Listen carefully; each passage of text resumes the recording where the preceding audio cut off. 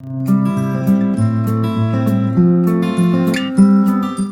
Everyone, welcome back to Prince education channel. So guys, आज हम लोग सॉल्व करेंगे एक्सरसाइज 4D का क्वेश्चन नंबर 51। आई होप आपने सभी क्वेश्चन सॉल्व कर लिए होंगे। इस टाइप के क्वेश्चन एग्जाम में भी बहुत ज़्यादा आते हैं एंड कॉम्पिटिशन एग्जाम में भी बहुत ज़्यादा आते हैं। तो सभी क्वेश्चन अच्छे से प्रैक्टिस कर लीजिएगा। सो आइए देखते हैं। Question is given that a motor boat whose speed is 18 kilometre per hour in still water takes 1 hour more to go 24 kilometer upstream than to return to the same point. Find the speed of the stream. So guys, first of all concept को समझिए, then question का हम solution करेंगे, उसके बाद with statement पूरा question देखेंगे। सो इसलिए पूरी वीडियो को एंड तक देखना, पूरा कंसेप्ट क्लियर हो जाएगा। ठीक है। आपसे यहाँ पर बात की है, एक मोटर बोट है जिसकी स्पीड 18 किलोमीटर पर आवर है, किसमें? स्टिल वाटर में। ठीक है। फर्स्ट ऑफ ऑल गाइज, यहाँ पर आपको ये जानना है कि एक मोटर बोट है जिसकी स्पीड कितने दी है स्टिल वाटर में आपको? 18 किलोमीटर पर आवर दी है। ठीक है। सो हम यहाँ पर लिख लेते हैं speed of motor boat in still water कितनी दी है guys? Still water means water हिल नहीं रहा है आपका, स्थिर। स्टिल मीन्स स्थिर, वाटर लेवल पे, मतलब हिल मूवमेंट नहीं हो रहा वाटर में। तो कितनी है? 18 किलोमीटर पर आवर है। ठीक है। Let suppose speed of stream, हम एज्यूम कर लेते हैं स्ट्रीम मीन्स वाटर। ठीक है। Let suppose speed of stream equals to S kilometre per hour. ये क्यों माना गाइज? अभी तक आपका जो वाटर है वो मूवमेंट में नहीं है, स्टिल वाटर है, तो आपकी स्पीड कितनी दी है? 18 किलोमीटर पर आवर दी है। बट अगर आपका जो वाटर है वो मूवमेंट करता है, यानी कि मूव कर रहा है, इससे हम स्ट्रीम बोलते हैं। तो स्पीड ऑफ स्ट्रीम हम मान लेते हैं एस किलोमीटर पर आवर है। ठीक है। हम क्या मान लेते हैं? S kilometre per our assume कर लेते हैं। राइट नाउ अब हमें दो चीजें समझनी है, एक तो अप स्ट्रीम क्या होता है, एक डाउन स्ट्रीम क्या होता है। ठीक है। So speed of up stream, ठीक है, इक्वल्स टू किसके होता है गाइज? आपका ध्यान से समझना, speed of upstream equals to speed of किसकी? मोटर बोट की। ठीक है। स्पीड ऑफ मोटर बोट, यहाँ पे क्या आएगा? माइनस आएगा, माइनस स्पीड ऑफ स्ट्रीम। ठीक है।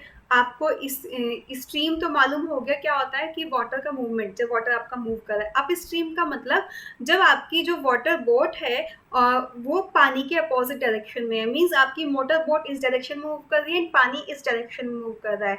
तो जब आपकी दोनों चीजें अपोजिट डायरेक्शन में होगी तो गाइस जो मोटर बोट है उसकी स्पीड कैसी हो जाती है? कम हो जाती है ना, क्योंकि आपकी मोटर बोट इस डायरेक्शन में जाएगी और पानी आपको इस डायरेक्शन में धकेलेगा। ठीक है। पानी क्या होगा? वो बोट को उसकी अपोजिट डायरेक्शन में धकेलेगा, क्योंकि वो अपोजिट डायरेक्शन में आ रहा है। तो हम उसे क्या कहते हैं? स्पीड ऑफ अप स्ट्रीम बोलते हैं, कि हमारा मोटर बोट इस डायरेक्शन में जा रहा है एंड पानी इस डायरेक्शन में जा रहा है, उसके अपोजिट डायरेक्शन में। ठीक है। डाउन स्ट्रीम क्या होता है? जब मोटर बोट भी उसी डायरेक्शन में और पानी का बहाव भी उसी डायरेक्शन में, यानी कि स्पीड ऑफ स्ट्रीम भी उसी डायरेक्शन में हो, तो हम उसे क्या बोलते हैं? डाउन स्ट्रीम बोलते हैं।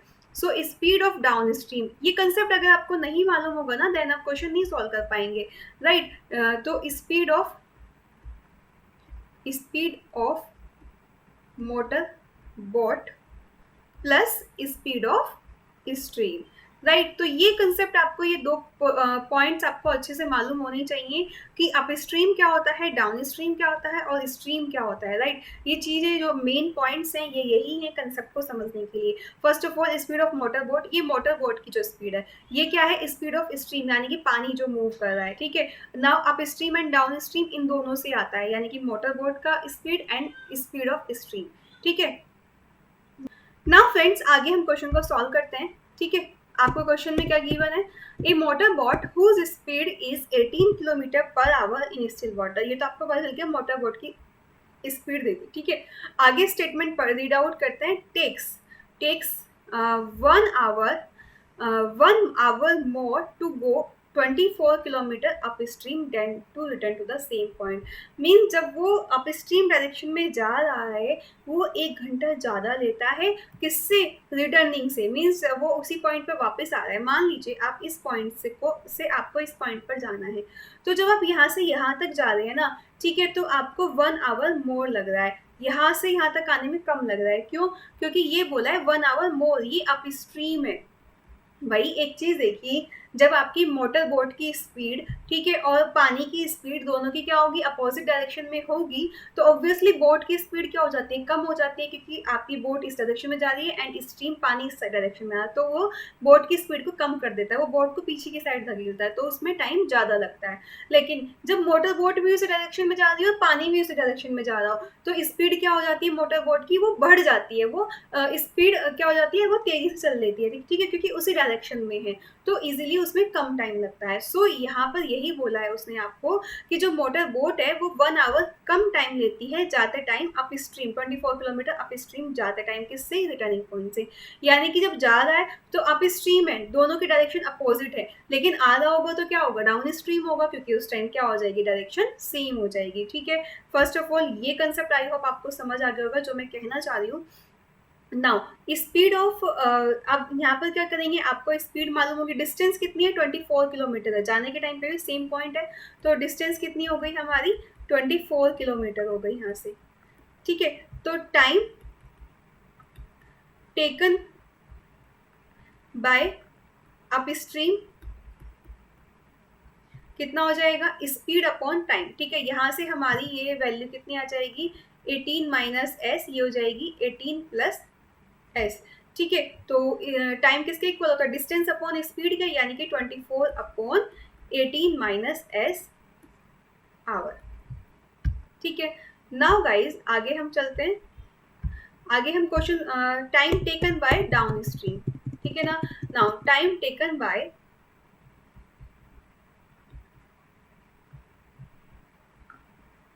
डाउन स्ट्रीम किसके इक्वल हो जाएगा, 24 अपॉन 18 प्लस एस आवर। ठीक है, अब आपसे क्या कहता है, अप स्ट्रीम में जब वो जा रहा है तो 1 घंटा ज़्यादा लगता है। भाई ये जो अप स्ट्रीम है इसमें 1 घंटा ज़्यादा लगता है, किससे, डाउन स्ट्रीम से। डाउन वाली जो स्ट्रीम है इसमें 1 घंटा कम लगता है, तो इसने कहा अप स्ट्रीम में ज़्यादा लगता है, तो यानी कि अगर हम डाउन स्ट्रीम वाले टाइम में 1 घंटा ऐड कर दें तो इक्वल आ जाएगा। समझ आ रहे हो, देखिए मान लीजिए जो टाइम है, ये जो टाइम की जो वैल्यू है, ठीक है, एग्जांपल से समझ लीजिए 24 अपॉन 18 माइनस एस है, और down stream 24 upon 18 plus S है। अब आपसे वो कहता है कि अप स्ट्रीम में क्योंकि टाइम ज़्यादा लगता है, मान लीजिए इसमें 19 आवर्स लग रहे हैं, इसमें डाउन स्ट्रीम में 18 आवर्स लग रहे हैं, तो आपसे क्या कहता है, अप स्ट्रीम में 1 घंटा आपको क्या लग रहा है, ज़्यादा लग रहा है। ठीक है, क्योंकि आपसे बोला है कि 1 घंटा ज़्यादा लग रहा है, यानी कि ये 19 है तो 18 होगा, कोई भी दो गैप ले लीजिए। ठीक है, अप स्ट्रीम मान लीजिए 15 मान लीजिए, इसे डाउन स्ट्रीम में ऑब्वियसली कम लगेगा, क्योंकि वो बोल रहा है कि अप स्ट्रीम में 1 घंटा ज़्यादा लग रहा है, डाउन स्ट्रीम में कम लग रहा है। डाउन स्ट्रीम क्यों माना, सेम पॉइंट पे रिटर्न हो रहा है, तो उस डायरेक्शन में जब पानी होगा तो बोट के सेम होगा, दैट मीन्स डाउन स्ट्रीम होगी। तो इसमें अगर हम +1 कर दें तो दोनों डायरेक्शन सेम हो जाएगी, या फिर इसमें से 19 में से 1 माइनस कर दीजिए तो 18 के इक्वल हो जाएगा, एक ही बात है। ठीक है, तो आई होप ये कंसेप्ट आपको क्लियरली समझ आ गया होगा कि हम करने क्या चाह रहे हैं गाइस, किस में हमें ऐड करना है, कहाँ हमें सब्ट्रैक्ट करना है। बहुत से स्टूडेंट क्या होता है, यहीं पे ही मिस्टेक करते हैं कि हमें करना क्या है, क्वेश्चन में करना क्या है वो ही नहीं मालूम होता। ठीक है, तो चलिए आइए हम आगे सॉल्व कर लेते हैं क्वेश्चन को। नाउ अब हमारी स्टेटमेंट बन गई 24 upon 18 minus S and 24 upon 18 plus S.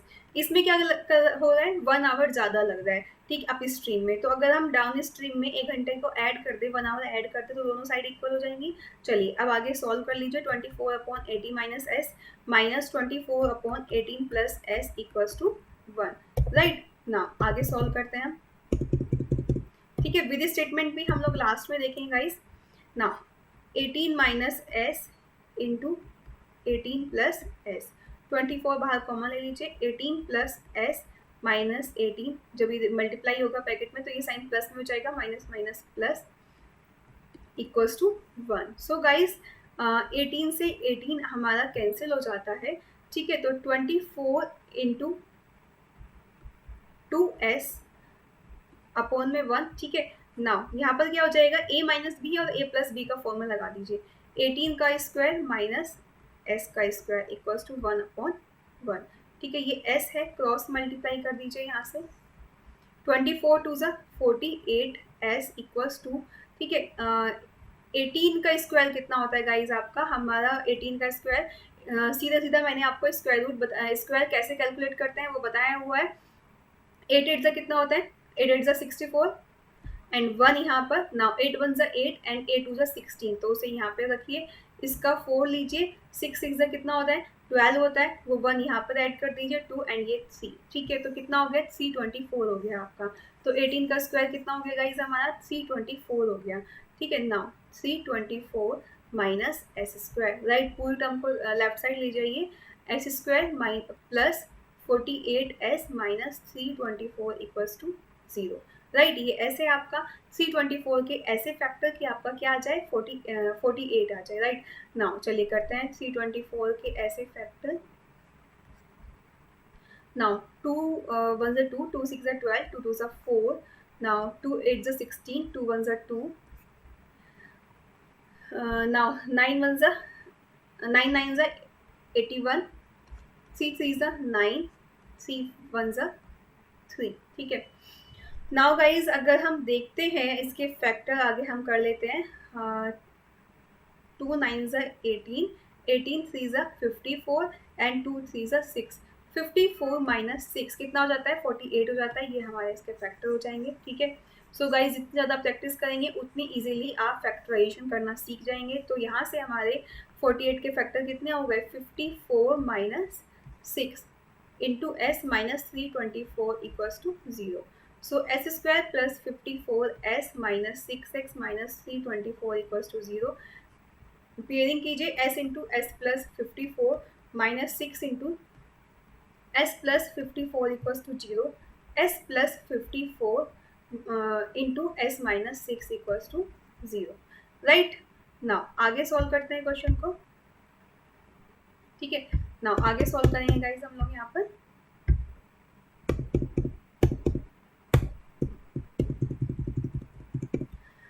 When we put s plus 54 equals to 0, then x equals to minus 54. When we put s minus 6 equals to 0, then s equals to 6. अब s क्या है? Speed है, तो speed कभी भी negative में तो नहीं हो सकती. ठीक है, तो s equals to minus 54 is not possible. So s equals to 6 क्या होगी? आपकी स्पीड होगी, यानी कि स्पीड ऑफ स्ट्रीम कितनी हो जाएगी आपकी? 6 किलोमीटर पर आवर हो जाएगी. ठीक है, तो हमने स्पीड ऑफ स्ट्रीम ही आपसे पूछी थी और स्पीड ऑफ स्ट्रीम हमने क्या मानी थी? s मानी थी, दैट इज 6 है. तो आपकी स्पीड ऑफ स्ट्रीम लास्ट में लिख देंगे. Hence speed of stream equals to 6 kilometre per hour. Clear है? नाउ विद स्टेटमेंट भी देख लीजिए. बहुत सारे स्टूडेंट्स का कमेंट आता है कि विद स्टेटमेंट आप कंप्लीटली मैम लास्ट में दिखा दिया करें. सो गाइज विद फॉर्मूला मैंने सब चीज़ें यहाँ पर आपके लिए कवर की है. सो आप इसको पूरा अच्छे से देख लीजिए. First of all, speed of stream be x kilometre per hour. Speed of boat in still water you have to given that. Now ये दोनों फॉर्मूले जो मैंने आपको बताए थे उनके अकॉर्डिंग हमने speed of boat up stream and down stream ये वैल्यू पुट कर दी, यहाँ पर कैलकुलेट कर ली. Now time taken up stream के लिए, टाइम टेकन डाउन स्ट्रीम के लिए हमने कैलकुलेट कर लिया. ठीक है, अब गाइज आगे हमने बताया है आपको कि time taken by boat to go upstream 1 hour more than downstream. ठीक है, अप स्ट्रीम में 1 घंटा ज़्यादा लग रहा है. तो जो मैंने आपको सिचुएशन बताई थी उसके अकॉर्डिंग हम लोग इसको सॉल्व कर लेंगे. यानी स्पीड ऑफ स्ट्रीम आपकी कितनी आ जाएगी? 6 किलोमीटर पर आवर आ जाएगी. Guys this is the solution. I hope ये कंसेप्ट आपको पूरा अच्छे से समझ आ गया होगा कि हमें कैसे सॉल्व करना है, कैसे लिखना है. अगर आपको पूरा सॉल्यूशन चाहिए विद PDF चाहिए, NCERT की भी सॉल्यूशन चाहिए, सो गाइज आप प्रिंस एजुकेशन ऐप को डाउनलोड कर लीजिए एंड वहाँ से सभी सॉल्यूशंस आपको मिल जाएंगे. सभी सब्जेक्ट के, सभी क्लास के, NCERT के भी, RS अग्रवाल के भी, MCQs भी. एंड ज़्यादा से ज़्यादा चैनल को शेयर कीजिए जिससे आपके लिए भी और आपके फ्रेंड्स के लिए भी हेल्पफुल हो एंड अपडेटेड नोटिफिकेशंस आपको मिलते रहें. सो मिलेंगे नेक्स्ट वीडियो में. Bye bye, take care.